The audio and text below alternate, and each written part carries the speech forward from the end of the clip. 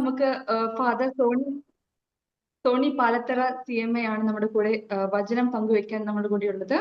അച്ഛൻ programme ഡയറക്ടറായിട്ട് work ചെയ്യുകയാണ്. CSR retreat centre Pariyaram, Chalakudy എന്നീ സ്ഥലത്ത് പ്രോഗ്രാം ഡയറക്ടറായിട്ട് അച്ഛൻ സേവനം അനുഷ്ഠിക്കുന്നുണ്ട്. അച്ഛനൊരു നല്ലൊരു ധ്യാനഗുരുവും കൂടിയാണ്. അച്ഛനെ ഈ നിമിഷം ദൈവം ഞങ്ങൾക്ക് അനുഭവിച്ചതിനെ ഓർത്ത് നന്ദി പറയുന്നു. അച്ഛ, welcome. Thank you so much for coming.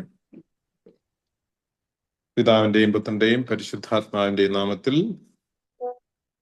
ആമേൻ. ക്ഷമിക്കണം, ഇത് ഞാന് ഭയങ്കര ചൂടായതുകൊണ്ട് കർട്ടൻ ഇട്ട് പോയതാണ്.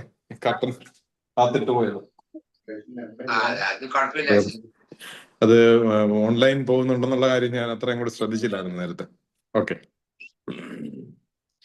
നമുക്ക് ഇന്നത്തെ ഒരു ചിന്തയ്ക്കായിട്ട് കർത്താവ് തരുന്നത് എൻ്റെ ഒരു ബോധ്യത്തിൽ നിന്ന് വരുന്ന ഒരു ചിന്തയാണ് ഞാൻ ആദ്യം പങ്കുവയ്ക്കുന്നത്.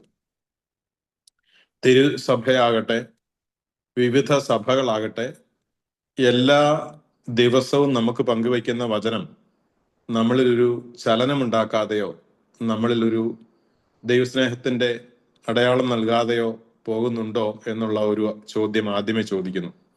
കാരണം തിരുസഭയിലും എല്ലാ സഭകളിലും എന്നും പ്രകീർത്തിക്കപ്പെടുന്ന വചനം ഒരു വർഷം കൊണ്ട് ആ തിരുസഭ ആഗ്രഹിക്കുന്ന കർത്താവിൻ്റെ ജനനവും ജീവിതവും മരണവും ഉത്ഥാനവും കൃത്യമായി പൂർത്തിയാകത്തക്ക രീതിയിലാണ് വചനത്തിനെ ക്രമീകരിച്ച് ഒരമ്മ നമുക്ക് സമീകൃത ആഹാരം പാകം ചെയ്ത് വിളമ്പുന്നത് പോലെ തിരുസഭാ മാതാവ് നമുക്ക് ഈ വചനങ്ങൾ ഓരോ ദിവസവും പങ്കുവെച്ച് തരുന്നത്.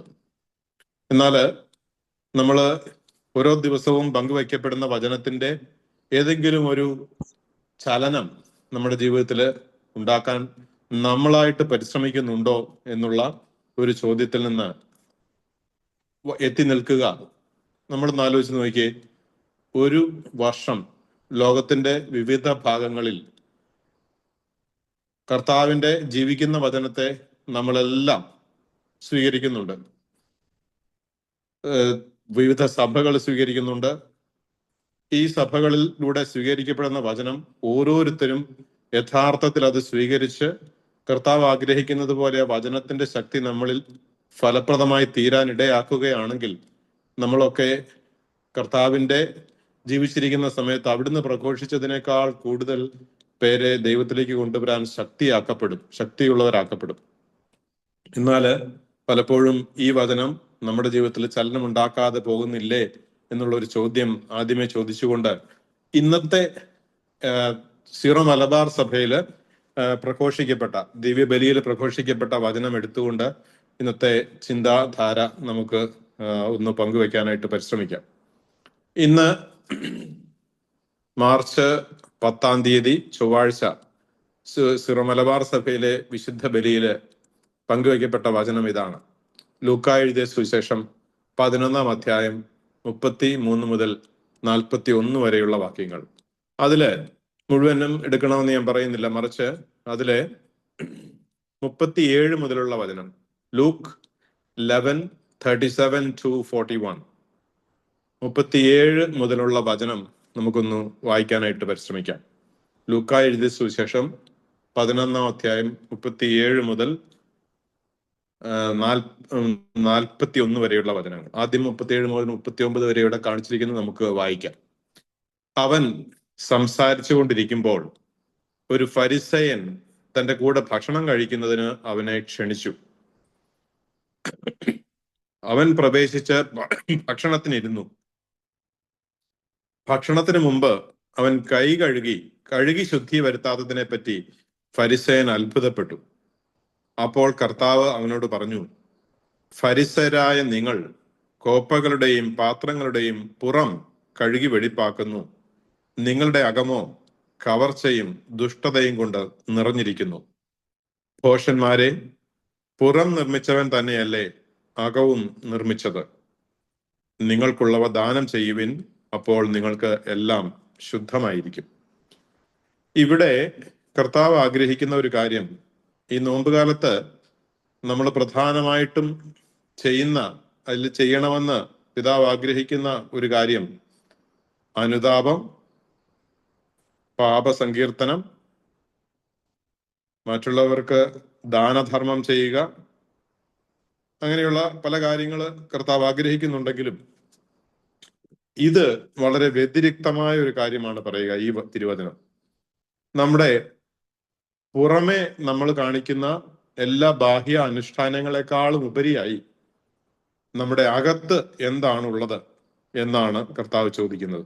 39-ാം വചനം നമുക്കൊന്നുകൂടെ വായിക്കാം. അപ്പോൾ കർത്താവ് അവനോട് പറഞ്ഞു, ഫരിസയരായ നിങ്ങൾ കോപ്പകളുടെയും പാത്രങ്ങളുടെയും പുറം കഴുകി വെടിപ്പാക്കുന്നു, നിങ്ങളുടെ അകമോ ദുഷ്ടതയാൽ കവർച്ചയും ദുഷ്ടതയും കൊണ്ട് നിറഞ്ഞിരിക്കുന്നു. നമുക്ക് ഇപ്പോ നമ്മുടെ ഉള്ളിനെ പറ്റി തന്നെത്താനെ ഒന്ന് വിശകലനം ചെയ്യാം. ഈ ഉള്ള് നമ്മൾ തന്നെത്താനെ വിശകലനം ചെയ്താൽ പലപ്പോഴും നമുക്ക് നമ്മുടെ ഉള്ളിനെ കുറിച്ച് വളരെ വലിയ മതിപ്പുണ്ടാവാനിടയുണ്ട്. അതുകൊണ്ട് നമുക്ക് പരിശുദ്ധാത്മാവിനോടൊന്ന് ചോദിക്കാം, എൻ്റെ ഉള്ളിലുള്ള നിനക്ക് ഇഷ്ടമില്ലാത്ത എന്തൊക്കെ കാര്യങ്ങൾ എൻ്റെ ഉള്ളിലുണ്ട് എന്ന് പരിശുദ്ധാത്മാവിനോടൊന്ന് ചോദിക്കാം. അത് ഇപ്പോൾ ചോദിക്കുന്നത് കൂടാതെ എല്ലാ ദിവസവും ചോദിക്കാനും പരിശ്രമിക്കണം. ഞങ്ങളുടെയൊക്കെ സന്യാസ സഭകളുടെ 2 നേരം ഞങ്ങൾ ചെയ്യാൻ തിരുസഭ ആഗ്രഹിക്കുന്ന ഒരു കാര്യം ഇങ്ങനെയാണ്: എക്സാമിനേഷൻ ഓഫ് കോൺഷ്യൻസ്, അല്ലെങ്കിൽ മനസാക്ഷിയെക്കുറിച്ചുള്ള, അല്ലെങ്കിൽ തൻ്റെ മനസ്സിനെ കുറിച്ചുള്ള ഒരു ഒരു ഒരു എന്താണ് അതിന് പറയുക മലയാളത്തില്, ഒരു പരിശോധന, നമ്മുടെ ഹൃദയത്തെക്കുറിച്ചുള്ള ഒരു പരിശോധന. അത് ഉച്ചഭക്ഷണത്തിന് മുമ്പ് ഒരു 7 മിനിറ്റ്, വൈകുന്നേരത്തെ പ്രാർത്ഥനയുടെ സമയത്ത് ഒരു 10 മിനിറ്റ് സമയത്ത് ഞങ്ങള് ചിന്തിക്കേണ്ടുന്ന കാര്യം ഇതാണ്: ഇന്ന് എൻ്റെ ഉള്ളിലുള്ള തിന്മകളുടെ സ്വാധീനങ്ങൾ എപ്രകാരമാണ്? എൻ്റെ ഉള്ളിൽ പ്രവേശിച്ചിരിക്കുന്ന വിവിധങ്ങളായ തിന്മകളോ, പിശാച് പറഞ്ഞു തന്ന കള്ളങ്ങളോ, ഏതെങ്കിലും തരത്തിലുള്ള ദുഃഖമോ നിരാശയോ ഒക്കെ എൻ്റെ ഉള്ളിലുണ്ടോ എന്നൊന്ന് ചിന്തിച്ചു നോക്കാൻ തിരുസഭ മാതാവ് നമ്മളോട് ആവശ്യപ്പെടുന്നുണ്ട്. ഞാൻ ഇന്നത്തെ വചനം ഈ പ്രകാരം എടുത്തുവെങ്കിൽ ഞാൻ ഇന്നലത്തെ വചനം കൂടി നമ്മുടെ ശ്രദ്ധിക്കുന്നു കൊണ്ടിരിക്കുകയാണ്. ഞാൻ ഓരോ ദിവസത്തെയും വചനമാണ് എന്നെ ഇതുവരെയും കൂടുതൽ പരിപോഷിപ്പിക്കുകയും വളർത്തുകയും ശുദ്ധരാക്കുകയും ചെയ്തിട്ടുള്ളത്. ഇന്നലത്തെ വചനം ഇതായിരുന്നു: മർക്കോസ് എഴുതിയ സുവിശേഷം 7-ാം അധ്യായം 14 മുതൽ 23 വരെയുള്ള വചനങ്ങൾ. Saint mark chapter 7 versus 14 to 23. അപ്പോ ഇതും ഞാനിപ്പോ മുഴുവനും വായിക്കുന്നില്ല, മറിച്ച്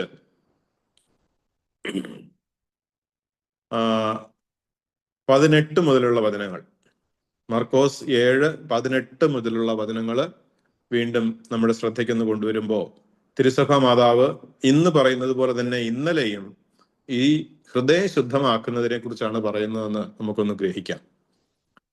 അവൻ പറഞ്ഞു, 18-ാം വചനം, അവൻ പറഞ്ഞു, നിങ്ങളും വിവേചന ശക്തി ഇല്ലാത്തവരാണോ? പുറമേ നിന്ന് മനുഷ്യന്റെ ഉള്ളിൽ പ്രവേശിക്കുന്ന ഒന്നിനും അവനെ അശുദ്ധനാക്കാൻ സാധിക്കുകയില്ലെന്ന് നിങ്ങൾ മനസ്സിലാക്കുന്നില്ലേ? കാരണം അവ മനുഷ്യന്റെ ഹൃദയത്തിൽ പ്രവേശിക്കുന്നില്ല, അവ ശരീരത്തിലൂടെ അങ്ങ് കടന്നു പോകുന്നു. എല്ലാ ഭക്ഷണ പദാർത്ഥങ്ങളും ശുദ്ധമാണെന്ന് അവൻ പ്രഖ്യാപിച്ചു. അവൻ തുടർന്നു, ഒരുവന്റെ ഉള്ളിൽ നിന്ന് പുറപ്പെടുന്ന കാര്യങ്ങളാണ് അവനെ അശുദ്ധനാക്കുന്നത്. എന്നിട്ട് കർത്താവ് ഉള്ളിൽ നിന്ന് എന്തൊക്കെ പുറപ്പെടുന്നുണ്ടെന്ന് 21-ാം വചനം മുതൽ അങ്ങോട്ട് പറയുക. നമ്മൾ വളരെ സീരിയസ് ആയിട്ട് നമ്മുടെ ഹൃദയത്തെ ഒന്ന് മനസ്സിലാക്കാൻ ഈ ഉള്ളിൽ നിന്ന് പുറപ്പെടുന്ന കാര്യങ്ങളെ കർത്താവ് പറഞ്ഞു തരികയാണ്, പ്രഘോഷിക്കുകയാണ്. നമുക്കൊന്ന് വായിക്കാം. എന്തെന്നാൽ ഉള്ളിൽ നിന്നാണ്, മനുഷ്യന്റെ ഹൃദയത്തിൽ നിന്നാണ് ദുശ്ചിന്ത, പരസംഗം, മോഷണം, കൊലപാതകം, വ്യഭിചാരം, ദുരാഗ്രഹം, ദുഷ്ടത, വഞ്ചന, ഭോഗാസക്തി, അസൂയ, ദൂഷണം, അഹങ്കാരം, മൂഢത എന്നിവ പുറപ്പെടുന്നത്. ഈ തിന്മകളെല്ലാം ഉള്ളിൽ നിന്ന് വരുന്നു, അവ മനുഷ്യനെ അശുദ്ധനാക്കുകയും ചെയ്യുന്നു. അപ്പോൾ ഞാനിത് പറയുന്നത് പരിശുദ്ധാത്മാവ് തന്ന ആ ഒരു ചിന്ത വെച്ചിട്ട് ഈ ആഴ്ച മുഴുവനായും എങ്ങനെ എൻ്റെ ഹൃദയത്തെ ശുദ്ധീകരിക്കണം എന്നുള്ള ഒരു കാര്യമാണ് കർത്താവ് തരുന്നത്. കർത്താവ് നമ്മളോട് പറയുന്നത്, എൻ്റെ ഹൃദയത്തില് ഞാൻ അനുവദിച്ചു കൊടുത്ത് എൻ്റെ ഉള്ളിൽ ഇങ്ങനെ വലിഞ്ഞു കയറി ഞാൻ ചിലപ്പോഴൊക്കെ ആവശ്യപ്പെട്ടിട്ട് എൻ്റെ ഉള്ളിൽ സ്ഥിതി ചെയ്ത് എൻ്റെ ഉള്ളിനെ ശുദ്ധനാക്കുകയും എന്നെ പലപ്പോഴും പ്രലോഭിപ്പിക്കുകയും പ്രേരിപ്പിക്കുകയും എൻ്റെ ഉള്ളിൽ നിന്ന് മറ്റുള്ളവരെ വേദനിപ്പിക്കാൻ പോലും തക്കതുപോലെ വളരുകയും ചെയ്യുന്ന തിന്മകൾ എൻ്റെ ഉള്ളിലുണ്ടോ എന്ന് നമുക്കൊന്ന് വിശകലനം ചെയ്യണം. ഉണ്ടെങ്കിൽ നമുക്ക് എന്ത് ചെയ്യണം എന്നും കർത്താവ് പറഞ്ഞു തരുന്നുണ്ട്. അത് ഞാൻ അതിനുവേണ്ടി നീൽ ലൊസാനോയുടെ തന്നെ അൺബൗണ്ട് മിനിസ്ട്രിയിൽ ഉപയോഗിക്കുന്ന വാക്കുകൾ തന്നെ ഒന്ന് കടമെടുക്കുകയാണ്. ഈശോയുടെ നാമത്തിൽ എൻ്റെ ഉള്ളിൽ ഈ കാണപ്പെടുന്ന ഓരോന്നിനെയും ഒന്ന് ഉപേക്ഷിച്ച് കളയാൻ. അവരവർ പറയാം യേശുവിന്റെ നാമത്തിൽ എന്നാണെങ്കിൽ യേശുവിന്റെ നാമത്തിൽ, അല്ലെങ്കിൽ ഈശോയുടെ നാമത്തിൽ എന്നാണെങ്കിൽ ഈശോയുടെ നാമത്തിൽ, അല്ലെങ്കിൽ in the name of Jesus എന്ന് പറഞ്ഞുകൊള്ളുക. പക്ഷെ ഇങ്ങനെ പറയണം, ഈശോയുടെ നാമത്തിൽ എൻ്റെ ഉള്ളിലുള്ള ദുശ്ചിന്തയെ ഞാൻ ഉപേക്ഷിക്കുന്നു. എന്താണ് ദുശ്ചിന്ത? ഉദാഹരണം പറഞ്ഞാല്, ഇപ്പോ ഞാൻ ഒരാളെ കണ്ടു, ഒരാളെ ആദ്യമായിട്ട് ഞാൻ പരിചയപ്പെടുകയാണ്, അല്ലെങ്കിൽ എനിക്ക് വളരെ വർഷങ്ങളായിട്ട് അറിയാവുന്ന ഒരാളാണെന്ന് വിചാരിച്ചോളുക. എങ്ങനെയാണെങ്കിലും ചിലരെ കാണുമ്പോൾ എൻ്റെ ഹൃദയത്തില് നല്ല ചിന്ത വരുന്നതിന് പകരം മോശം ചിന്തയാണ് വരിക. ആള് നല്ല ഒരു വൈദികനാണെന്ന് വിചാരിച്ചോ. അപ്പോ ഈ വൈദികൻ എൻ്റെ മുമ്പേ നടന്നു പോകുന്നു, ഞാൻ ആളെ പരിചയപ്പെട്ടിട്ടുണ്ട്, ഞാൻ ഒരാളോട് പരിചയപ്പെടുത്തി കൊടുക്കാൻ പോവുകയാണ്. ദുശ്ചിന്തയുള്ളയാൾ എന്ത് ചെയ്യുമെന്നറിയാവോ? എനിക്ക് ഈ അച്ഛനെ നേരത്തെ ഒക്കെ അറിയാവുന്നതാണ് കേട്ടോ, നല്ല മനുഷ്യനൊക്കെയാണ്, പക്ഷെ ചില സമയത്ത് അദ്ദേഹത്തിന്റെ ആ ദേഷ്യം കണ്ടു കഴിഞ്ഞാല് എനിക്ക് ഭയങ്കര വിഷമം തോന്നും. ദുശ്ചിന്തയുള്ളവര് എപ്പോഴും മറ്റുള്ളവരെ കുറിച്ച് നല്ലത് പറയുന്നതിന് പകരം നല്ലത് പറയുന്നതിന്റെ കൂടെ ഒരു തിന്മയെങ്കിലും പറഞ്ഞിരിക്കും. എന്തിനാണ്? എനിക്ക് ആളെ വിശകലനം ചെയ്യാൻ നന്നായി അറിയാം, എനിക്ക് ബുദ്ധിയുണ്ട് എന്നൊക്കെ കാണിക്കാനുള്ള ലക്ഷ്യമായിരിക്കും ചിലപ്പോ. എന്നാല് ഈ ദുശ്ചിന്ത നമ്മുടെ ഉള്ളിൽ നിന്ന് പുറത്തു കളയണമെന്നാണ് കർത്താവ് നമ്മളോട് ആവശ്യപ്പെടുന്നത്. അതുകൊണ്ട് നമുക്ക് ഇങ്ങനെ ഒന്ന് പറഞ്ഞു നോക്കാം. ദൈവപുത്രനായ ഈശോയുടെ നാമത്തിൽ എൻ്റെ ദുശ്ചിന്തയുടെ പ്രവണതയെയും ദുശ്ചിന്തയുടെ ദുഷ്ടാരൂപിയെയും ഞാൻ ഉപേക്ഷിക്കുന്നു. അടുത്ത കാര്യം എന്താണ്? പരസംഗം. പരസംഗം എന്ന് പറയുമ്പോൾ എന്താണ് വിചാരിക്കേണ്ടത്? അതിന് ഇംഗ്ലീഷിൽ ഇവിടെ പറഞ്ഞിരിക്കുക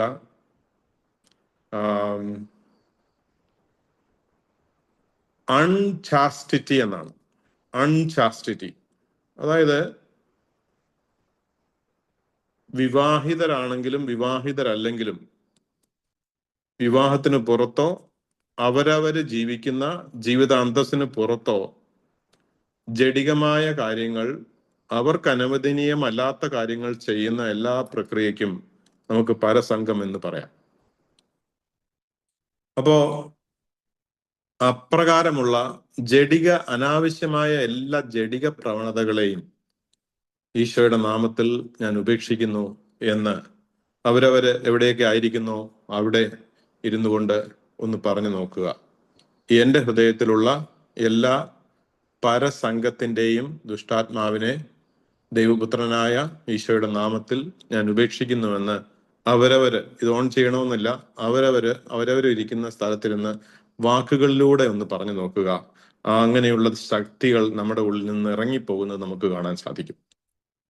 അടുത്തത് മോഷണം. പലതരത്തിലുള്ള മോഷണം ഉണ്ടെന്ന് നമുക്കറിയാം. ഇന്നത്തെ ലോകത്തിൽ ഏറ്റവും കൂടുതൽ കാണപ്പെടുന്ന മോഷണം പണത്തിന്റെ മോഷണമല്ല, കൂടുതലായും ഇൻഫർമേഷൻ അല്ലെങ്കിൽ ഏതെങ്കിലും തരത്തിലുള്ള മറ്റുള്ളവര് പ്രദർശിപ്പിച്ചിരിക്കുന്നതോ മറ്റുള്ളവര് പബ്ലിഷ് ചെയ്തിരിക്കുന്നതോ ആയിട്ടുള്ള ഏതെങ്കിലും തരത്തിലുള്ള നല്ല ആശയങ്ങളോ നല്ല ചിന്തകളോ അവരവരുടേതാക്കി പ്രദർശിപ്പിച്ച് എടുക്കുന്ന ഒരു പ്രവണത നമുക്ക് പലർക്കും ഉണ്ട്. അതിനെ മോഷണം എന്ന് തന്നെയാണ് പറയുക. ബുദ്ധിപരമായ മോഷണം. അപ്പോ അങ്ങനെയുള്ള മോഷണമോ, പിന്നെ കൂടാതെ നമ്മൾ സാധാരണ പറയാറുള്ളത് പോലെയുള്ള ഏതെങ്കിലും തരത്തിലുള്ള പണത്തിന്റെയോ സമ്പത്തിന്റെയോ മോഷണം, അതിനുള്ള പ്രവണത നമ്മുടെ ഉള്ളിലുണ്ടെങ്കിൽ നമുക്കിങ്ങനെ പറയാം: ദൈവപുത്രനായ യേശുവിന്റെ നാമത്തിൽ എൻ്റെ മോഷണത്തിനുള്ള പ്രവണത ഞാൻ ഉപേക്ഷിക്കുന്നു. അടുത്തത് കൊലപാതകം. കൊലപാതകം ചിലപ്പോൾ നമ്മൾ ആരും നേരിട്ട് മറ്റൊരാളെ ശാരീരികമായി കൊല്ലുന്നില്ലായിരിക്കാം. എന്നാൽ നമ്മുടെ സംസാരത്തിലൂടെ ആ വ്യക്തിഹത്യ നമ്മൾ നടത്തുന്നുണ്ടോ എന്നൊന്ന് പരിശോധിച്ചിട്ട് ദൈവപുത്രനായ ഈശോയുടെ നാമത്തിൽ വ്യക്തിഹത്യയുടെ കൊലപാതക പ്രവണതകളെയോ ഏതെങ്കിലും തരത്തിൽ മറ്റുള്ളവരുടെ സൽപ്പേര് കളയുന്ന, കുറ്റം പറയുന്ന, കുറ്റം മറ്റുള്ളവരോട് പറഞ്ഞു കൊടുക്കുന്ന, അവരെ ചതിക്കുന്ന പ്രവണതകളെയും ഈശോയുടെ നാമത്തിൽ ഞാൻ ഉപേക്ഷിക്കുന്നു എന്നൊന്ന് പറഞ്ഞു നോക്കുക. അതിന്റെ ശക്തി നമ്മളിൽ നിന്നും വിട്ടുപോകുന്നത് കാണാനാവും. അടുത്തത് വ്യഭിചാരം.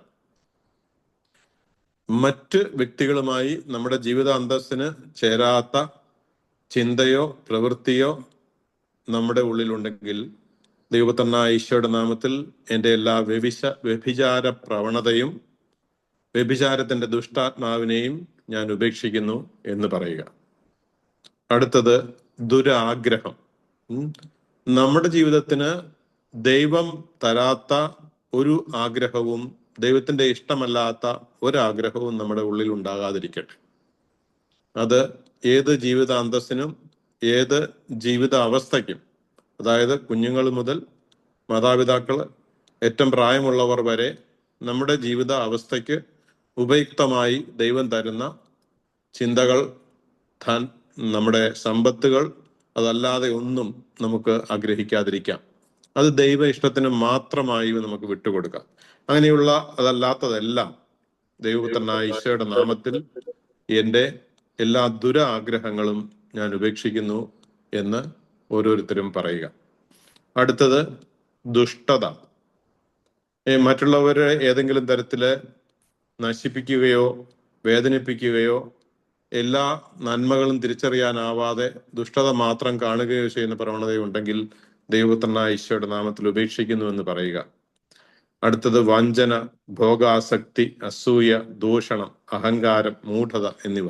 ഇങ്ങനെ ഓരോരുത്തരും അവരവരുടെ ഉള്ളിൽ നമുക്ക് തിരിച്ചറിയാൻ പറ്റാത്ത പ്രവണതകളുണ്ടെങ്കിൽ അവയെ പരിശുദ്ധാത്മാവിന്റെ സഹായത്താൽ കണ്ടുപിടിച്ചിട്ട് ദൈവപുത്രനായ ഈശോയുടെ നാമത്തിൽ ഉപേക്ഷിച്ച് കളയുക.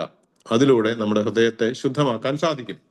എന്നാൽ ഇത് മാത്രമല്ല തിരുസഭ നമ്മിൽ നിന്ന് ആഗ്രഹിക്കുന്നത്. നമ്മുടെ ഉള്ള് ഇങ്ങനെ ശുദ്ധമാക്കിയാൽ മാത്രം പോരാ, നമ്മുടെ ഉള്ളിൽ യഥാർത്ഥത്തിൽ നല്ല ചിന്തകളും ക്രിസ്തീയ പുണ്യങ്ങളും നിറയണമെന്ന് തിരുസഭ മാതാവ് ആഗ്രഹിക്കുന്നുണ്ട്. അതുകൊണ്ട് ഈ നോമ്പുകാലത്ത് ശരിക്കും ഇന്നലത്തെ സീറോ മലബാർ സഭയിലെ വായനയിലെ ലേഖന ഭാഗത്തു നിന്ന് നമുക്കായിട്ട് തന്നിരിക്കുന്ന ഭാഗത്ത് അത് വ്യക്തമായിട്ട്, ഇന്നലെ തന്നെ ഇതിനകത്ത് ഉപേക്ഷിക്കണമെന്ന് പറഞ്ഞാൽ ഉടനെ തന്നെ അടുത്ത് പറയുന്നത് എന്താണെന്നറിയാമോ? 2 പത്രോസ് 1 മുതൽ 9 വരെയുള്ള വാക്യങ്ങളാണ്. 2 പത്രോസ് 1 മുതൽ 9 വരെയുള്ള വാക്യങ്ങൾ. അതില് ഏറ്റവും പ്രധാനമായിട്ട് പറയുന്ന വാക്യങ്ങള് 2 പത്രോസ് 1:5 മുതൽ നമുക്ക് എടുക്കാം. വേണ്ട, ഓക്കെ, 1 മുതൽ വേണമെന്ന് നിർബന്ധമില്ല, നമുക്ക് 5 മുതൽ എടുക്കാം. Can you take from 5 onwards? 1 പത്രോസ് 1:5 മുതൽ. അതും തിരുസഭ നമുക്ക് തരുന്ന കാര്യമാണ്. ഇതിന്റെ ഒരു പശ്ചാത്തലം ഇതാണ്. കർത്താവ് ഒരു ഭവനത്തിൽ നിന്നും ദുഷ്ടാരൂപികളെ പുറത്താക്കിയിട്ട് അവിടെ വെടിപ്പായി കിടക്കുന്നത് കണ്ടിട്ട് 7 ദുഷ്ടാരൂപികൾ വീണ്ടും അവിടെ കടന്നു വരുന്നു എന്നുള്ള ഒരു ഉപമ വചനത്തിൽ പറയുന്നുണ്ട്. അതിന്റെ അർത്ഥം ഇതാണ്: നമ്മള് ദുഷ്ടാരൂപികളെ ഉപേക്ഷിച്ച് കളഞ്ഞാൽ മാത്രം പോരാ, അവിടെ ക്രിസ്തീയ പുണ്യങ്ങൾ കൊണ്ട് നിറയ്ക്കുകയും വേണം. അതുകൊണ്ടാണ് ഈ വചനങ്ങൾ 5 മുതലുള്ള വചനങ്ങൾ വളരെ പ്രധാനപ്പെട്ടതായിരിക്കുന്നത്. ഇക്കാരണത്താൽ നിങ്ങളുടെ വിശ്വാസത്തെ സുകൃതം കൊണ്ടും, സുകൃതത്തെ ജ്ഞാനം കൊണ്ടും, ജ്ഞാനത്തെ ആത്മസംയമനം കൊണ്ടും, ആത്മസംയമനത്തെ ക്ഷമ കൊണ്ടും, ക്ഷമയെ ഭക്തി കൊണ്ടും, ഭക്തിയെ സഹോദര സ്നേഹം കൊണ്ടും സഹോദര സ്നേഹത്തെ ഉപവി കൊണ്ടും സമ്പൂർണമാക്കാൻ നന്നായി ഉത്സാഹിക്കുവിൻ. അപ്പോ നമ്മുടെ ഉള്ളിൽ നിന്ന് ദുഷ്ചിന്തകൾ കടന്ന് ഉപേക്ഷിച്ച് നമ്മുടെ ഹൃദയത്തെ വെടിപ്പാക്കിയാൽ മാത്രം പോരാ, ക്രിസ്തീയ പുണ്യങ്ങളെ കൊണ്ട് നമ്മളെ നിറയ്ക്കുകയും വേണം. അതുകൊണ്ടാണ് ഇന്നലത്തെ തന്നെ സഭയുടെ വായനയിൽ ഒന്ന് ഉപേക്ഷിക്കണമെന്ന് പറയുമ്പോൾ അനവധി സ്വീകരിക്കണമെന്നും പറയുന്നത്. അതുകൊണ്ട് ഇന്ന് നമുക്കൊന്ന് പരിശോധിച്ച് നോക്കാം, എന്താണ് സഭ ഇവിടെ പറയുന്ന ഇക്കാരണത്താൽ നിങ്ങളുടെ വിശ്വാസത്തെ സുഹൃതം കൊണ്ടും എന്നൊക്കെ പറയുന്ന കാര്യങ്ങൾ എന്തൊക്കെയാണ് എന്ന് പറയാം. എന്താണ് ആദ്യമായി തന്നെ എന്താണ് വിശ്വാസം? വിശ്വാസം എന്ന് പറഞ്ഞാൽ എന്താണ്? ദൈവപുത്രനായ ഈശോ എൻ്റെ നാഥനും രക്ഷകനുമാണെന്ന് ഞാൻ എൻ്റെ ഹൃദയത്തിൽ വിശ്വസിക്കുന്നു. അതാണ് വിശ്വാസം. ആ വിശ്വാസത്തിന്റെ ഹൃദയത്തിൽ നിറഞ്ഞിരിക്കുന്ന ആ ചിന്തയുടെ മറുപുറം എന്താണ്? എൻ്റെ അധരം കൊണ്ട് എൻ്റെ വിശ്വാസം ഞാൻ ഏറ്റുപറയുന്നു. നമുക്ക് എല്ലാവരും അവരായിരിക്കുന്ന സ്ഥലത്തിൽ നിന്ന് ഒന്ന് പറഞ്ഞു നോക്കുക. ദൈവപുത്രനായ ഈശോ എൻ്റെ നാഥനും രക്ഷകനുമാണെന്ന് ഞാൻ എൻ്റെ ഹൃദയത്തിൽ വിശ്വസിക്കുന്നു. ദൈവപുത്രനായ ഈശോ എൻ്റെ നാഥനും രക്ഷകനുമാണെന്ന് ഞാൻ എൻ്റെ അധരം കൊണ്ട് ഏറ്റുപറയുന്നു. അങ്ങനെ നമ്മുടെ വിശ്വാസം നമ്മൾക്ക് ഏറ്റുപറയാം. അങ്ങനെ വിശ്വാസം ഏറ്റു പറഞ്ഞാൽ മാത്രം പോരെ. ഇവിടെ പറഞ്ഞിരിക്കുന്നത് 2 പത്രോസ് 1:5 നിങ്ങളുടെ വിശ്വാസത്തെ എന്ത് ചെയ്യണം? സുഹൃതം കൊണ്ട് സമ്പൂർണമാക്കണം. നിങ്ങളുടെ വിശ്വാസത്തെ സുഹൃതം കൊണ്ട് സമ്പൂർണമാക്കണം. എന്താണ് സുഹൃതം? സുഹൃതം എന്നുള്ളൊരു വാക്കിന് അവിടെ ഇംഗ്ലീഷിൽ പറഞ്ഞിരിക്കുന്നത് വെർച്യൂ എന്ന് പറഞ്ഞിരിക്കുന്നുണ്ട്. പക്ഷെ മലയാളത്തിൽ മറ്റൊരു വാക്ക് അവിടെ പറയുന്നുണ്ട്, നന്മ എന്ന് പറയുന്നുണ്ട്. അത് മുമ്പേ നമ്മൾ പറഞ്ഞ ഈ ദോഷൈക ദൃക്ക് അല്ലെങ്കിൽ ദുഷ്ചിന്തയ്ക്ക് എതിരായിട്ടുള്ള കാര്യമാണ്. അതായത് ഹൃദയത്തിൽ എപ്പോഴും മറ്റുള്ളവരെ കുറിച്ചും സാഹചര്യങ്ങളെ കുറിച്ചും എന്നെ കുറിച്ച് തന്നെയും ഒരു നന്മ തോന്നണം, നല്ല കാര്യങ്ങൾ തോന്നണം. എന്തെങ്കിലും ഒരു സംഭവം ജീവിതത്തിൽ നടന്നു, അതിനെക്കുറിച്ച് നന്നായി ചിന്തിക്കാനായിട്ട് നമുക്ക് സാധിക്കണം. ഇപ്പൊ വിശ്വാസം ഉണ്ടായിരുന്നാൽ മാത്രം പോരാ. ചിലർ വിശ്വാസം ഉണ്ടെങ്കിലും എല്ലാ ദിവസവും പള്ളിയിൽ പോവും, പക്ഷേ വീട്ടിൽ വന്നാലോ സഭയിൽ വന്നാലോ അല്ലെങ്കിൽ തങ്ങളുടെ കോൺവെന്റിലോ സന്യാസ സഭകളിലോ വന്നാലോ എല്ലാ കാര്യങ്ങളെക്കൂടും വളരെ വിദ്വേഷത്തോടും വളരെ വെറുപ്പോടും വളരെ ഹൃദയത്തിന്റെ തിന്മകൾ മാത്രം പറഞ്ഞു കൊടുത്ത് നീ ഒന്നും ശരിയാവില്ല, നീ പള്ളി പോയില്ലേ ശരിയാവില്ല, നീ കുർബാന കണ്ടില്ലേ ശരിയാവില്ല, നീ വചനം വായിച്ചില്ലേ ശരിയാവില്ല, നീ നശിച്ചു പോകും എന്നൊക്കെ പറഞ്ഞ് വേദനിപ്പിക്കുന്ന കുത്തുവാക്കുകളുടെയും പാപങ്ങളുടെയും വിദ്വേഷത്തിന്റെയും വാക്കുകൾ മാത്രമേ മനസ്സിൽ വരുവുള്ളൂന്നുണ്ടെങ്കിൽ അത് വിശ്വാസത്തെ നമ്മുടെ സുഹൃതം കൊണ്ടല്ല, നമ്മുടെ ഹൃദയത്തിലുള്ള വിങ്ങലുകളും വേദനകളും തളർച്ചകളും കൊണ്ടാണ് നമ്മൾ സമ്പൂർണമാക്കുന്നത്. അപ്പൊ അതുകൊണ്ട് ഈ വചനം നമുക്കൊന്നുകൂടെ പറയാം. 2 പത്രോസ് 1:5 നിങ്ങളുടെ വിശ്വാസത്തെ സുഹൃതം കൊണ്ടും. അടുത്തത് എന്താ? സുഹൃതത്തെ എന്തുകൊണ്ട് സമ്പൂർണമാക്കണം? സുഹൃതത്തെ ജ്ഞാനം കൊണ്ട് സമ്പൂർണമാക്കണം. സുഹൃതത്തെ ജ്ഞാനം കൊണ്ടും. എന്താണ് ഇവിടെ കർത്താവ് ആഗ്രഹിക്കുന്നതെന്ന് നമുക്ക് റോമാക്കാർക്ക് എഴുതിയ ലേഖനം 15-ാം അധ്യായം 14-ാം വാക്യത്തില് ഒന്ന് വായിച്ചാല്, റോമാക്കാർക്ക് എഴുതിയ ലേഖനം 15-ാം അധ്യായം 14-ാം വാക്യത്തില് പറയുന്നുണ്ട്. 15:14 സഹോദരരെ, നിങ്ങൾ നന്മയാൽ പൂരിതരും എല്ലാ അറിവും തികഞ്ഞവരും പരസ്പരം ഉപദേശിക്കാൻ കഴിവുള്ളവരുമാണെന്ന കാര്യത്തിൽ എനിക്ക് ഒരു സംശയവുമില്ല. അപ്പോ സഹോദരി, നിങ്ങൾ നന്മയാൽ പൂരിതരും. മുമ്പേ പറഞ്ഞു വിശ്വാസത്തെ സുഹൃതം കൊണ്ട്. സുഹൃതം കൊണ്ടെന്ന് പറഞ്ഞാൽ അതാണ് നന്മയാൽ പൂരിതരെന്ന് പറഞ്ഞു. എന്നാൽ മാത്രം പോരാ, അറിവ് തികഞ്ഞവരുമായിരിക്കണം. നമ്മൾ പലരും അറിവുള്ളവരായിരിക്കും കേട്ടോ. ലോകത്തിന്റെ അറിവ് നമുക്ക് സ്വീകരിക്കാൻ വളരെ, ഇൻഫർമേഷനും ഒക്കെ സ്വീകരിക്കാൻ വളരെ എളുപ്പമായിരിക്കും. എന്നാൽ ദൈവത്തെക്കുറിച്ചുള്ള അറിവ് തികഞ്ഞവരാണോ നമ്മൾ? ദൈവത്തെക്കുറിച്ചുള്ള അറിവ് എവിടെ നമുക്ക് ലഭിക്കുന്നു? വചനത്തിലൂടെ നമുക്ക് ലഭിക്കുന്നു. ഈ വചനം, ദൈവത്തിന്റെ അറിവ്, വചനത്താലുള്ള അറിവിനെ കുറിച്ച് നമ്മൾ എപ്രകാരമാണ് നമ്മുടെ ഹൃദയത്തെ നിറയ്ക്കുന്നത് എന്നൊക്കെ ഒന്ന് ചിന്തിച്ചു നോക്കാം. അതിന് നമ്മളെ സഹായിക്കുന്ന മറ്റൊരു വചനമാണ് റോമാക്കാർക്ക് എഴുതിയ ലേഖനം 2-ാം അധ്യായം 20-ാം വാക്യം. അത് ഞാൻ തന്നെ വായിക്കാം. 19-20 അതാണ് പറയുന്നത്. ജ്ഞാനത്തിന്റെയും സത്യത്തിന്റെയും മൂർത്ത രൂപം നിയമത്തിൽ നിനക്ക് ലഭിച്ചിരിക്കുന്നത് കൊണ്ട് നീ അന്ധന്മാർക്ക് വഴികാട്ടിയും ഇരുട്ടിലിരിക്കുന്നവർക്ക് വെളിച്ചവും അജ്ഞർക്ക് ഉപദേഷ്ടാവും കുട്ടികൾക്ക് അധ്യാപകനുമാണെന്ന് നിനക്ക് ഉറപ്പുണ്ടെങ്കിൽ മറ്റുള്ളവരെ പഠിപ്പിക്കുന്ന നീ നിന്നെ തന്നെ പഠിപ്പിക്കാത്തത് എന്ത്?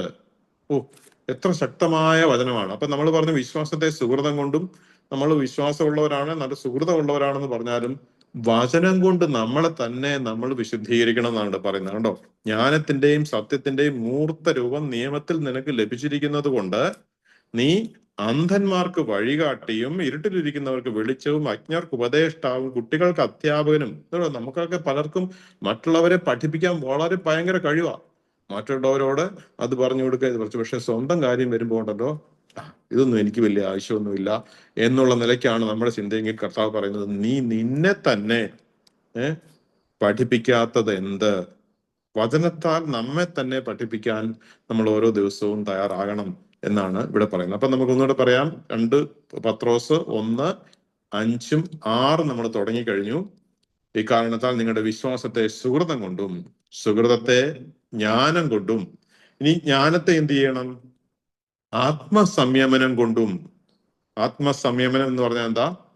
ആത്മസംയമനത്തിന് ഇംഗ്ലീഷിൽ പറയുന്ന വാക്ക് സെൽഫ് കൺട്രോൾ എന്നാണ് പറയുക. അപ്പോ സുഹൃതത്തെ ജ്ഞാനം കൊണ്ടും ജ്ഞാനത്തെ ആത്മസംയമനം കൊണ്ടും, അല്ലെങ്കിൽ സെൽഫ് കൺട്രോൾ എന്ന് പറഞ്ഞിരിക്കുന്നു, ആത്മസംയമനം കൊണ്ട്. ഗലാത്യർക്ക് എഴുതിയ ലേഖനം 5-ാം അധ്യായം 23-ാം വാക്യത്തില് നമ്മളത് വായിക്കുന്നുണ്ട്. ഗലാത്യ 5:23 എടുത്തോ? Very good. അത് എന്താണെന്ന് നമുക്കറിയാം. അവിടെ എഴുതിയിരിക്കുന്നത് 5:23 ആത്മാവിന്റെ ഫലങ്ങളെ കുറിച്ചാണ്. ജസൻ 22-23 ഇടാവോ? എന്നാൽ ആത്മാവിന്റെ ഫലങ്ങൾ ഇവയാണ്: സ്നേഹം, ആനന്ദം, സമാധാനം, ക്ഷമ, ദയ, നന്മ, വിശ്വസ്തത, സൗമ്യത, ആത്മസംയമനം ഇവയാണ്. ഇവയ്ക്കെതിരായി ഒരു നിയമവുമില്ല. അപ്പൊ നമ്മൾ എന്തിലേക്ക് വരുന്നു? പരിശുദ്ധാത്മാവിന്റെ ഫലങ്ങളിലേക്ക് വരുന്നു. അപ്പം വിശ്വാസത്തെ സുഹൃതം കൊണ്ടും സുഹൃതത്തെ ജ്ഞാനം കൊണ്ടും ജ്ഞാനത്തെ ആത്മസംയമനം, പരിശുദ്ധാത്മാവിന്റെ ഒരു ഫലമായ ആത്മസംയമനം കൊണ്ടും നമ്മൾ സമ്പൂർണമാക്കണം. ഇതാണ് ക്രിസ്തീയ മൂല്യങ്ങളുടെ ഒരു പ്രത്യേകത. കഴിഞ്ഞ ദിവസം ഞാൻ മറ്റൊരു മതത്തിലുള്ള ഒരു ആളോട് സംസാരിക്കാൻ ഇടയായി. ആളെന്നോട് പറഞ്ഞു, അച്ഛാ, ഞാൻ എല്ലാ ദിവസവും വചനം വായിക്കുന്നുണ്ട് എന്നൊക്കെ എന്നോട് പറഞ്ഞു. അതിനുശേഷം ഞാൻ അദ്ദേഹത്തോട് ഈ നോമ്പ് കാലത്ത് നമുക്ക് നടക്കേണ്ടുന്ന പ്രധാനപ്പെട്ട ഒരു കാര്യമായ അനുതാപത്തെ കുറിച്ച് സംസാരിച്ചു. അപ്പൊ ആളെന്നോട് ചോദിക്കുക, എന്ത് അനുതാപം എന്ന് പറഞ്ഞാൽ, ഞാൻ ഈ വാക്ക് ഇതുവരെ കേട്ടിട്ടില്ലല്ലോ അച്ഛാ, അനുതാപം എന്ന് പറഞ്ഞാൽ എന്താണെന്ന് ആ വ്യക്തിക്ക് മനസ്സിലാകുന്നില്ല. ഞാൻ പറഞ്ഞു വരുന്നത്, ക്രിസ്തീയ മൂല്യങ്ങൾ അല്ലെങ്കിൽ ക്രിസ്തീയ പുണ്യങ്ങൾ എന്ന് പറയുന്നത് അത് ക്രിസ്തുവിന് നമ്മളിൽ വസിച്ചുകൊണ്ട് ചെയ്യേണ്ടുന്ന ചില നന്മകളാണ്. അതില് പരിശുദ്ധാത്മാവ് നമ്മളിൽ വസിച്ചുകൊണ്ട് നമുക്ക് തരുന്ന ഒരു ഫലമാണ് ആത്മസംയമനം. ഉദാഹരണം പറഞ്ഞാല്, ഇപ്പൊ എനിക്ക് നോമ്പ് കാലത്ത് ഇന്നലെ ഞാൻ ഓർക്കുന്നു, ഞാൻ യാത്ര ചെയ്യുമ്പോൾ നല്ലൊരു ഹോട്ടലിന്റെ അടുത്തൂടെ കടന്നുപോയി. എൻ്റെ എന്തൊരു ഇറച്ചിയുടെയും വറുത്തതിൻ്റെയും ഒക്കെ മണമായിരുന്നു. ദൈവം ആത്മസംയമനം അല്പം തന്നിട്ടുള്ളത് കൊണ്ട് അവിടെ കടന്നുപോയപ്പോ എനിക്ക് അവിടെ കയറണമെന്നോ എന്നുള്ള ചിന്ത തോന്നിയില്ല. എന്നാല് ആത്മസംയമനം നമുക്കില്ലാതെ വരുമ്പോൾ നമുക്ക് പെട്ടെന്ന് തന്നെ നിയന്ത്രിക്കാനാവാതെ നമ്മുടെ ശരീരത്തിന് ആഗ്രഹമുള്ള ആ പ്രവൃത്തികളിലേക്കൊക്കെ നമ്മൾ പ്രവേശിച്ച്, അത് ഈ നോമ്പ് കാലത്ത് ചിലപ്പോൾ റീൽസ് കാണണ്ട എന്ന് നമ്മൾ വിചാരിച്ചോ, ചിലപ്പോൾ ആ റീൽസ് കാണാനുള്ള പ്രവണത ശക്തിയായി വരികയും നമ്മൾ ചിലപ്പം കാണുകയും ചെയ്യും. നമുക്ക് നോമ്പ് കാലത്ത് ഏതെങ്കിലും ഭക്ഷണം ഉപേക്ഷിക്കണമെന്ന് ആഗ്രഹം ഉണ്ടെങ്കിൽ ചിലപ്പം അനിയന്ത്രിതമായി നമ്മൾ വീണ്ടും അതിലേക്ക് വീണു പോവുക, അല്ലെങ്കിൽ ജഡികമായ ആഗ്രഹങ്ങൾ നമുക്ക് നിയന്ത്രിക്കാനാവാതെ നമ്മൾ ചെയ്തു പോവുക. അങ്ങനെയുള്ള കാര്യങ്ങൾ വരുമ്പോൾ നമ്മൾ ആത്മസംയമനം ഇല്ലാത്തവർ, ചിലപ്പോൾ നമ്മുടെ നാവിന്റെ നിയന്ത്രണത്തിലായിരിക്കും നമ്മൾ ആത്മസംയമനം കൊണ്ടുവരേണ്ടത്. അവയൊന്നും ഇല്ലാതെ വരുന്നുണ്ടോ എന്ന് നമുക്ക് പരിശോധിച്ച് പരിശുദ്ധാത്മാവിന്റെ ഫലമായ ആത്മസംയമനത്തെ നമുക്ക് നമ്മുടെ ജീവിതത്തിൽ പ്രാവർത്തികമാക്കാൻ നമ്മൾ പരിശ്രമിക്കണം. അപ്പൊ എന്തൊക്കെയാണ് നമ്മൾ കണ്ടത്? നമ്മുടെ വിശ്വാസത്തെ സുഹൃതം കൊണ്ടും, അതായത് നന്മ കൊണ്ടും, നല്ല ഹൃദയം കൊണ്ടും, നല്ല ഹൃദയത്തെ അല്ലെങ്കിൽ നന്മയെ എന്തുകൊണ്ടും, നന്മയെ ജ്ഞാനം കൊണ്ടും, അല്ലെ സുഹൃതത്തെ ജ്ഞാനം കൊണ്ടും, ജ്ഞാനത്തെ ആത്മസംയമനം കൊണ്ടും. ഞാൻ ഓർക്കുന്നു, കുറച്ച് വർഷങ്ങൾക്ക് മുമ്പ് ഒരു ചെറുപ്പക്കാരൻ ഈ വിശ്വാസത്തിലേക്ക് അങ്ങോട്ട് ശക്തമായി വന്നതിന് ശേഷം എന്നോട് പറയുക, അച്ഛാ, ഞാൻ പ്രാർത്ഥിച്ചിട്ടൊന്നും നടക്കണില്ല. പ്രാർത്ഥിച്ചാൽ എല്ലാം നടക്കുമെന്ന് കർത്താവ് വാഗ്ദാനം ചെയ്യുന്നുണ്ടല്ലോ, പ്രാർത്ഥിച്ചിട്ട് എന്താ നടക്കാത്തെ? അതിനൊട്ടും പ്രാർത്ഥനയെക്കുറിച്ചോ ദൈവ കൃപയെക്കുറിച്ചോ ഒരാത്മസംയമനം ഇല്ലാത്തൊരു സമീപനം അവന്റെ ഹൃദയത്തിലുള്ളതെന്ന് എനിക്ക് അന്നേരം തോന്നി. അപ്പോ നമ്മൾ ദൈവത്തോടുള്ള ബന്ധത്തിലും മനുഷ്യരോടുള്ള ബന്ധത്തിലും ആത്മസംയമനം ഉള്ളവരാണോ? ഇല്ലെങ്കിൽ പരിശുദ്ധാത്മാവിന്റെ ഫലമായി ആത്മസംയമനത്തെ നമുക്ക് സ്വീകരിക്കാനായിട്ട് പരിശ്രമിക്കണം. ഈശോയുടെ നാമത്തിൽ പരിശുദ്ധാത്മാവെ എന്നിൽ വസിച്ച് എനിക്ക് ആത്മസംയമനം തരണമേ എന്നൊന്ന് പറഞ്ഞു നോക്കുക. ഇനി ആ ആത്മസംയമനത്തെ കുറിച്ച് തന്നെ സുഭാഷിതങ്ങൾ 25:28, സുഭാഷിതങ്ങൾ 25:28, Proverbs 25:28, Proverbs 25:28.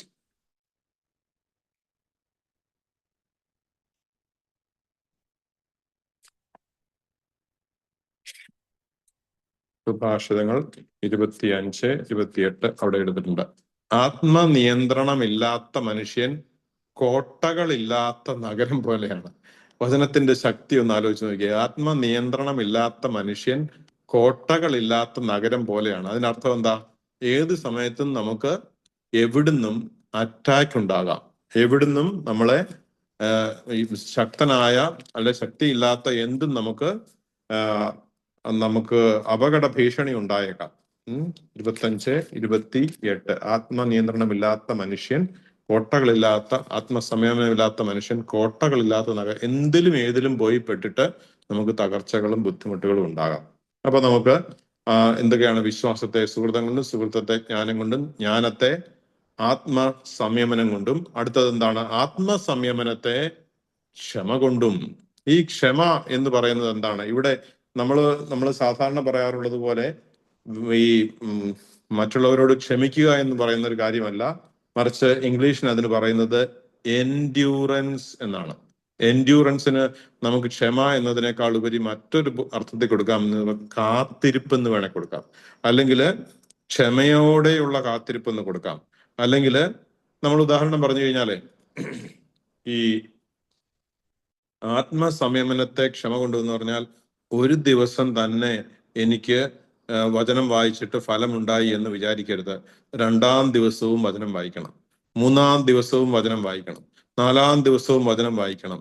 നമുക്ക് ഫലം കിട്ടുന്നത് വരെ വചനം വായിച്ച് ആ ഫലം കിട്ടി തുടങ്ങുമ്പോൾ ക്രമേണ നമുക്ക് നമ്മളിൽ തന്നെ ഒരു സഹനശക്തി കൈവരും. എൻഡ്യൂറൻസ് അല്ലെങ്കിൽ ക്ഷമ കൈവരും. ഞാൻ ക്ഷമയോടെ കർത്താവിന്റെ കരത്തിന്റെ കീഴിൽ ക്ഷമയോടെ നിൽക്കുക, അവിടുന്ന് തക്ക സമയത്ത് നിന്നെ ഉയർത്തിക്കൊള്ളും എന്ന് പറയുന്ന വചനം പോലെ ആ വചനത്തെ, അതിന് നമുക്ക് കുറച്ചും കൂടെ മനസ്സിലാക്കണമെങ്കിൽ മത്തായി എഴുതിയ സുവിശേഷം 10-ാം അധ്യായം 22-ാം വാക്യം, മാത്യു ചാപ്റ്റർ 10:22, മത്തായി എഴുതിയ സുവിശേഷം 10-ാം അധ്യായം 22-ാം വാക്യം. എന്റെ നാമം മൂലം നിങ്ങൾ സർവരാലും ദ്വേഷിക്കപ്പെടും, അവസാനം വരെ സഹിച്ചു നിൽക്കുന്നവൻ രക്ഷപ്പെടും. അപ്പോ ഈശോയുടെ നാമത്തിൽ നമ്മൾ ചെയ്യുന്ന ഓരോ കാര്യത്തിനും നമുക്ക് എതിർപ്പോ സഹനങ്ങളോ ഉണ്ടെങ്കിൽ എൻഡ്യൂർ ചെയ്യണം. അവസാനം വരെ നമ്മൾ സഹിച്ചു നിൽക്കണം. അവസാനം വരെ എന്ന് ഉദ്ദേശിക്കുന്നതാണ് കർത്താവിന്റെ സമയമാകുന്നത് വരെ. കർത്താവിന് നമ്മുടെ ഉള്ളിൽ വസിച്ച് ആ നന്മയുടെ ഫലങ്ങൾ നമ്മൾ പുറപ്പെടുവിക്കാൻ ആഗ്രഹിക്കുന്നത് വരെ നമ്മൾ നമ്മുടെ കർത്താവ് തന്ന പ്രവൃത്തിയിൽ നിലനിൽക്കണം. അപ്പോ നമുക്കൊന്ന് ഓർക്കാം, വിശ്വാസത്തെ സുഹൃതം കൊണ്ടും, സുഹൃതത്തെ ജ്ഞാനം കൊണ്ടും, ജ്ഞാനത്തെ ആത്മസംയമനം കൊണ്ടും, ആത്മസംയമനത്തെ ക്ഷമ കൊണ്ടും. ഇനി അടുത്തത് എന്താണ്? ക്ഷമയെ ഭക്തി കൊണ്ടും. നമ്മള് ഈ പറഞ്ഞ കാര്യങ്ങളിലെല്ലാം നമുക്ക് ഉണ്ടോ ഉണ്ടോ ഉണ്ടോ എന്ന് കഴിഞ്ഞ ദിവസം ഒരു പ്രാർത്ഥന ഉണ്ടായിരുന്നു. അപ്പൊ ഞാൻ ആ പ്രാർത്ഥനയ്ക്ക് വന്നവരോട് ചോദിച്ചു, വിശ്വാസമുണ്ടോ? ഉണ്ടച്ച. വിശ്വാസത്തെ പിന്നെ എന്തുകൊണ്ടാണ്? സുഹൃതം കൊണ്ടും. സുഹൃതം ഉണ്ടോ എന്ന് ചോദിച്ചപ്പോൾ എല്ലാവരുടെ അടുത്തു നിന്നും അത്ര അങ്ങോട്ട് വലിയ ശബ്ദം കേട്ടില്ല. പിന്നെ ജ്ഞാനം ഉണ്ടോ എന്ന് ചോദിച്ചപ്പോൾ ഒട്ടും ശബ്ദം കേട്ടില്ല. ആത്മസംയമനം എന്ന് പറഞ്ഞപ്പോൾ എല്ലാവരും ചിരിക്കും. ആത്മസംയമനം പലപ്പോഴും ഇല്ല എന്നുള്ള തരത്തിലാണ് പറഞ്ഞത്. പിന്നെ ക്ഷമ കൊണ്ടും. നമുക്ക് ക്ഷമയില്ലാത്ത തരത്തിലുള്ള പ്രാർത്ഥനകളുണ്ട്. ഒരു 5 പ്രാവശ്യം പ്രാർത്ഥിച്ചാൽ ഉടനെ ദൈവം എന്താ എനിക്ക് തരാത്ത എന്ന് അക്ഷമരായിട്ട് തീരുന്ന ഒരു ചിന്ത. എന്നാൽ ഭക്തി ഉണ്ടോ എന്ന് ചോദിച്ചപ്പോൾ എല്ലാവരും പറഞ്ഞു വെച്ചാൽ ഭക്തി ഉണ്ടെന്ന് പറഞ്ഞു. ഭക്തി എന്ന് പറയുന്ന ആ ഒരു കാര്യം, നൊവേന ചൊല്ലുക, കർത്താവിന്റെ രൂപത്തിൽ തൊട്ടുമുത്തുക, അല്ലെങ്കിൽ കൊന്ത കൈ പിടിച്ചുകൊണ്ട് അത് ശക്തിയാണെന്ന് വിചാരിച്ച് പ്രാർത്ഥിക്കുക എന്നൊക്കെ എന്ന തരത്തിലുള്ള ബാഹ്യമായ ഭക്തിയെക്കുറിച്ചല്ല ഇവിടെ കർത്താവ് പറയുന്നത്. ദൈവം എൻ്റെ പിതാവാണെന്നുള്ള ബോധ്യത്തില്, ദൈവപുത്രനായ ഈശോ എൻ്റെ രക്ഷകനാണെന്നുള്ള ബോധ്യത്തില്, പരിശുദ്ധാത്മാവ് എനിക്ക് ദൈവത്തിന്റെ ശക്തിയെ, ദൈവത്തിന്റെ സ്നേഹത്തെ ആവോളം വെളിപ്പെടുത്തുന്നവനാണെന്നുള്ള ബോധ്യത്തില് പരിശുദ്ധാത്മാവിൽ ജീവിച്ചുകൊണ്ട് നമുക്ക് ജീവിക്കാനാവുന്നതാണ്. നമുക്ക് ദൈവപുത്രനായി മാറുക എന്നതാണ് യഥാർത്ഥ ഭക്തി. ആ ഭക്തി നമുക്കുണ്ടോ എന്ന് നമുക്കൊന്ന് പരിശോധിച്ച് നോക്കണം. ഏതൊക്കെ കാര്യങ്ങളാണ്? ദൈവപിതാവ് എൻ്റെ പിതാവാണെന്നും, ദൈവപുത്രനായ ഈശോ എൻ്റെ രക്ഷകനാണെന്നും, പരിശുദ്ധാത്മാവിലൂടെയാണ് ദൈവത്തിന്റെ സ്നേഹവും ശക്തിയും ഈശോ രക്ഷകനാണെന്നുള്ളത് പോലും ഞാൻ തിരിച്ചറിയുന്നതെന്നും ഞാൻ മനസ്സിലാക്കുന്നതാണ് യഥാർത്ഥ ഭക്തി. അപ്പോ നമുക്കൊന്നുകൂടെ ഓർക്കാം. നമുക്ക് വിശ്വാസത്തെ സുഹൃതം കൊണ്ടും, സുഹൃതത്തെ ജ്ഞാനം കൊണ്ടും, ജ്ഞാനത്തെ ആത്മസംയമനം കൊണ്ടും, ആത്മസംയമനത്തെ ക്ഷമ കൊണ്ടും, ക്ഷമയെ ഭക്തി കൊണ്ടും. ഭക്തിയെ എന്ത് ചെയ്യണം? ഭക്തി പ്രാക്ടിക്കൽ ആകുന്ന സ്ഥലമാണ് സഹോദര സ്നേഹം. നമ്മുടെയൊക്കെ ജീവിതങ്ങളിലെ പലപ്പോഴും വിശ്വാസം തലമുറ തോറും പങ്കുവെക്കപ്പെടാത്തതിന്റെ ഏറ്റവും വലിയ തടസ്സം എന്താണെന്നറിയാമോ? ഭക്തിയെ സഹോദര സ്നേഹത്തിൽ കാണാൻ സാധിക്കുന്നില്ല. ഉദാഹരണം പറഞ്ഞാൽ, എല്ലാ ദിവസവും പള്ളിയിൽ പോകുന്ന അപ്പനും അമ്മയും, എന്നാൽ അപ്പന്റെ സഹോദരങ്ങളോടോ തിരിച്ച് വീട്ടിൽ വന്നാൽ അമ്മയും അപ്പനും തമ്മിലോ വലിയ ബുദ്ധിമുട്ടും സഹനങ്ങളും വലിയ വിദ്വേഷവും വലിയ വെറുപ്പും പ്രകടമാക്കുന്ന തരത്തിലുള്ള ഒരു ജീവിതമുണ്ടെങ്കിൽ, ഇത് കണ്ടുകൊണ്ടിരിക്കുന്ന മക്കൾക്ക് എങ്ങനെ ആ വിശ്വാസത്തിൽ തുടരാനാകും? കാരണം അവരുടെ ഹൃദയത്തിൽ അറിയാതെ അവർ പറഞ്ഞു പോകും, അമ്മയും അപ്പനും എന്നും പള്ളിയിൽ പോകുന്നുണ്ട്, എന്നും നാവ് നീട്ടി ആ ഈശോയെ സ്വീകരിക്കുന്നുണ്ട്, പക്ഷെ ആ നാവ് കൊണ്ട് തിരിച്ചു വന്നിട്ട് അവർ പറയുന്ന, പരസ്പരമോ മറ്റുള്ളവരോടോ പറയുന്ന, ഞങ്ങൾ മക്കളോടോ പറയുന്ന വാക്കുകൾ ഞങ്ങൾക്ക് ഒട്ടും സ്വീകരിക്കാൻ സാധിക്കില്ല. അതുകൊണ്ട് തന്നെ ഇവര് ആ പ്രവൃത്തിയിലില്ലാത്ത വിശ്വാസത്തില് ഇവരുടെ ആ പ്രവൃത്തിയിലില്ലാത്ത വിശ്വാസത്തിൽ ഞങ്ങളും പോകുന്നില്ല, ആ വിശ്വാസം ഞങ്ങൾക്ക് തുടരാൻ സാധിക്കില്ല എന്നുള്ള ഏറ്റവും വലിയ ഒരു ചാലഞ്ച് ഈ മക്കൾക്കുണ്ടാകുന്നുണ്ട്. അതുകൊണ്ട് തന്നെ നമ്മൾ ആലോചിക്കണം, ഭക്തിയെ സഹോദര സ്നേഹം കൊണ്ട് നമ്മൾ സമ്പൂർണമാക്കുന്നുണ്ടോ? സഹോദര സ്നേഹമില്ലാത്ത ഭക്തിയെക്കുറിച്ച് കർത്താവ് വളരെ വ്യക്തമായി സംസാരിക്കുന്നുണ്ട്. അപ്പൊ അതുകൊണ്ട് തന്നെ നമുക്ക് സഹോദര സ്നേഹം ഉണ്ടോ ഇല്ലയോ എന്ന് പരിശോധിക്കണം. അവസാനമായി എന്താ ചെയ്യുന്നത്? സഹോദര സ്നേഹത്തെ ഉപവി കൊണ്ടും സമ്പൂർണ്ണമാക്കണം. ഈ ഉപവി എന്താണ്? ഉപവിയും സഹോദര സ്നേഹവും തമ്മിലുള്ള വ്യത്യാസം.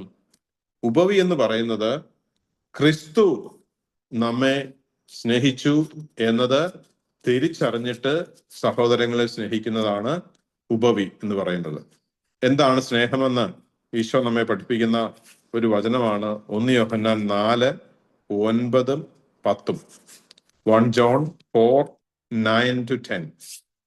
1 യോഹന്നാൻ 4:9-10. 1 John 4:9-10. അവിടെ നമ്മൾ മനസ്സിലാക്കുന്നു എന്താണ് യഥാർത്ഥ സ്നേഹം.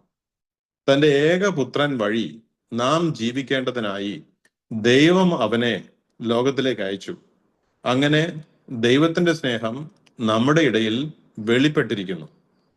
നാം ദൈവത്തെ സ്നേഹിച്ചു എന്നതിലല്ല, അവിടുന്ന് നമ്മെ സ്നേഹിക്കുകയും നമ്മുടെ പാപങ്ങൾക്ക് പരിഹാര ബലിയായി സ്വപുത്രനെ അയക്കുകയും ചെയ്തു എന്നതിലാണ് സ്നേഹം. അപ്പോ ഞാനിപ്പോ അന്ന് ആവശ്യപ്പെടുന്ന ഒരു കാര്യം, വീണ്ടും ഞാൻ നേരത്തെ സൂചിപ്പിച്ചതുപോലെ, ഈ സഹോദര സ്നേഹം എന്ന് പറയുന്ന ആ ഒരു ഭാവം നമുക്ക് എല്ലാവർക്കും ഉണ്ട് എന്ന് സങ്കല്പിക്കുക. എന്നാൽ ക്രിസ്തീയമായിട്ടുള്ള ആ സുഗതത്തിന്റെ പൂർണ്ണതയ്ക്ക് ഈ സഹോദര സ്നേഹത്തെ ഉപവി കൊണ്ട് സമ്പൂർണ്ണമാക്കണം.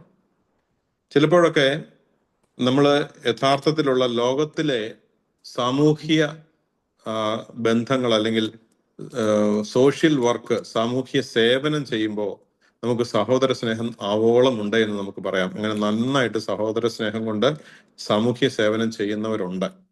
എന്നാൽ ഈ സാമൂഹ്യ സേവന ഒരു ഒരു നല്ല പ്രവണതയെ ഈശോ പറയുന്നത് ഉപവി കൊണ്ട് സമ്പൂർണ്ണമാക്കണം. എന്താണ് ഉപവി? ഇതാണ് ഉപവി എന്ന് നമ്മൾ പറഞ്ഞത്. ഇപ്പൊ നമ്മൾ വായിച്ച് അവിടെ ഇട്ടിരിക്കുന്ന വചനം, തൻ്റെ അവസാനം എഴുതിയിരിക്കുന്നുണ്ട്, നമ്മുടെ പാപങ്ങൾക്ക് പരിഹാര ബലിയായി സ്വപുത്രനെ പിതാവ് അയക്കുകയും ചെയ്തു എന്നതിലാണ് സ്നേഹം. ആ സ്നേഹം തിരിച്ചറിഞ്ഞിട്ടാണ് നമ്മൾ മറ്റുള്ളവരെ സ്നേഹിക്കുന്നത്. അതായത് എന്നെ സൃഷ്ടിച്ച് എന്നെ പരിപാലിക്കുന്ന എൻ്റെ പിതാവായ ദൈവം എൻ്റെ രക്ഷയ്ക്കായി അവിടുത്തെ പുത്രനായ ഈശോയെ കുരിശിൽ ബലിയായി അർപ്പിച്ചു. ആ കുരിശിൽ ബലിയായി എൻ്റെ പാപങ്ങൾക്ക് പരിഹാരമായി അർപ്പിക്കപ്പെട്ടത് എനിക്ക് വേണ്ടിയാണെന്ന് എന്ന് ഞാൻ തിരിച്ചറിയുന്നു, അന്ന് യഥാർത്ഥത്തിൽ നിലനിൽക്കുന്ന ശാശ്വതമായ സന്തോഷമുള്ള തീവ്രമായ സ്നേഹം കൊണ്ട് മറ്റുള്ളവരെ സ്നേഹിക്കാൻ എനിക്ക് സാധിക്കും. അതുകൊണ്ട് തന്നെ 1 യോഹന്നാൻ 4:16 പറയുന്ന വചനവും വളരെ പ്രധാനപ്പെട്ടതാണ്.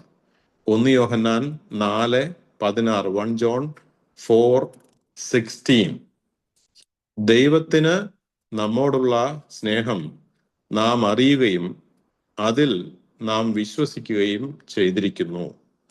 ആ ഒന്നാമത്തെ ഭാഗം എടുക്കുക. അതിനകത്ത് 2 വാക്യങ്ങളുണ്ടെന്ന് നമുക്കറിയാം. രണ്ടാമത്തെ ഭാഗം ഇതാണ്, ദൈവം സ്നേഹമാണ്. മൂന്നാമത്തെ ഭാഗം എന്താണ്? സ്നേഹത്തിൽ വസിക്കുന്നവൻ ദൈവത്തിലും ദൈവം അവനിലും വസിക്കുന്നു. അപ്പൊ ആദ്യത്തെ ഭാഗം നമുക്കൊന്ന് എടുക്കാം. ദൈവത്തിന് നമ്മോടുള്ള സ്നേഹം നാം അറിയുകയും അതിൽ വിശ്വസിക്കുകയും ചെയ്തിരിക്കുന്നു. ഞാൻ ചോദിക്കുന്ന ഒരു ചോദ്യം ഇതാണ്, ദൈവത്തിന് നമ്മോടുള്ള സ്നേഹം നാം അറിഞ്ഞിട്ടുണ്ടോ? ഇതുവരെ സ്നേഹം ഞാൻ ചോദിക്കാമെന്ന് വിചാരിച്ചോ, നിങ്ങളെ ആരാ സ്നേഹിക്കാൻ പഠിപ്പിച്ചേ എന്ന് ചോദിച്ചാൽ നമ്മൾ എന്ത് ഉത്തരം പറയും?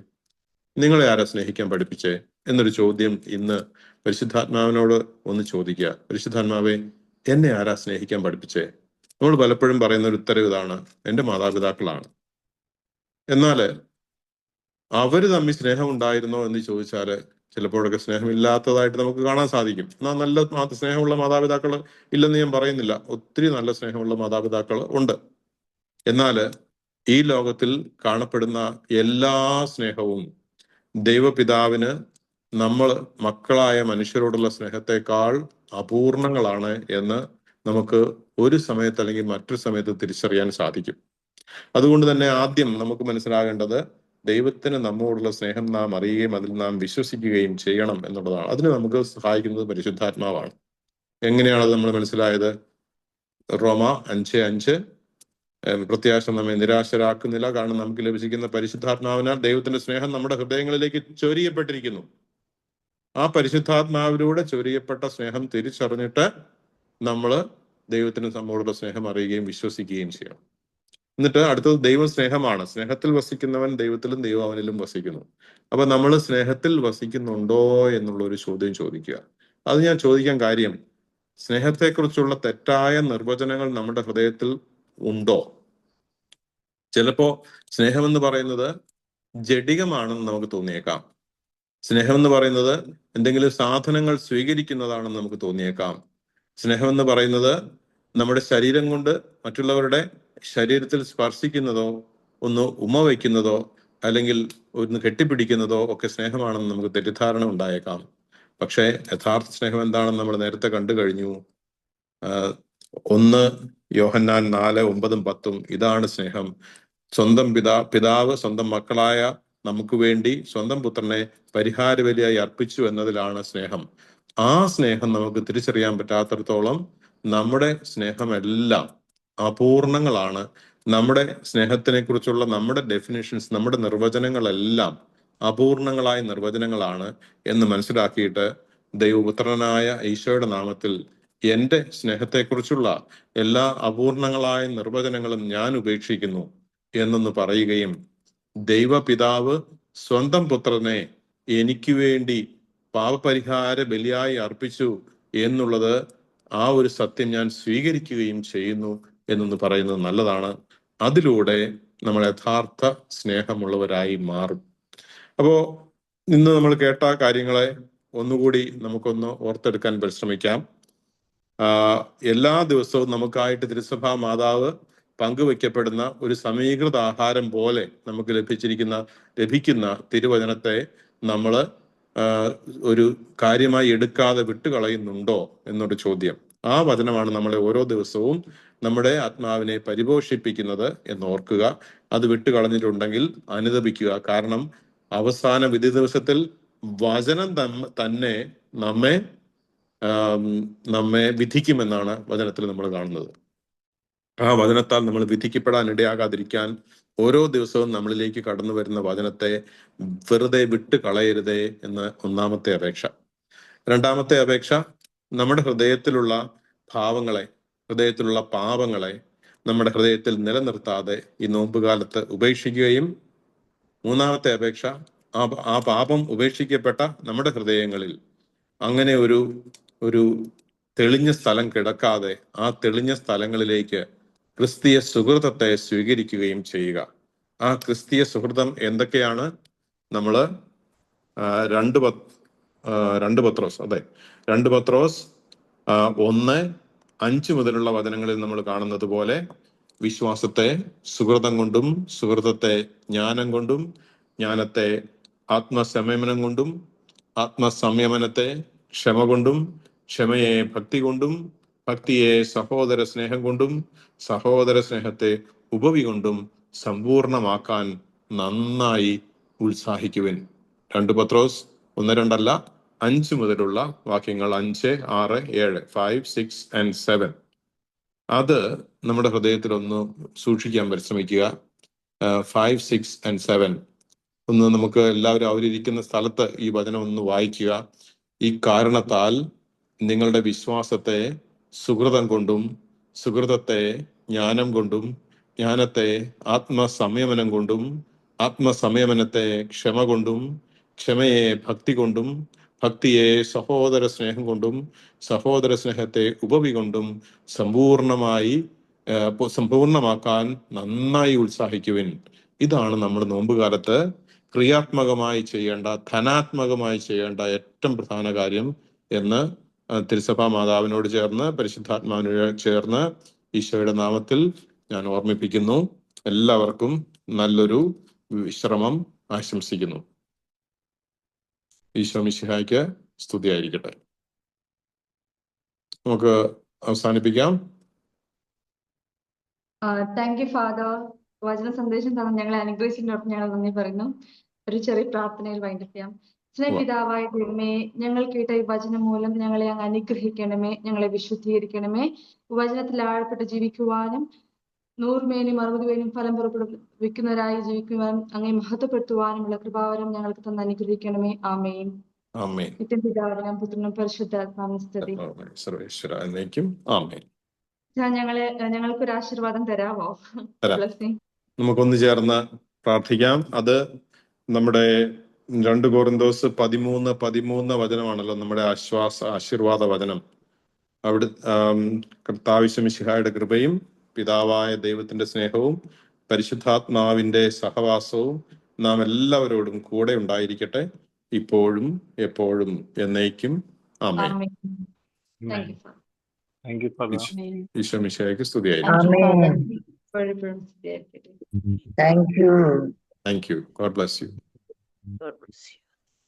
Thank you. Thank you.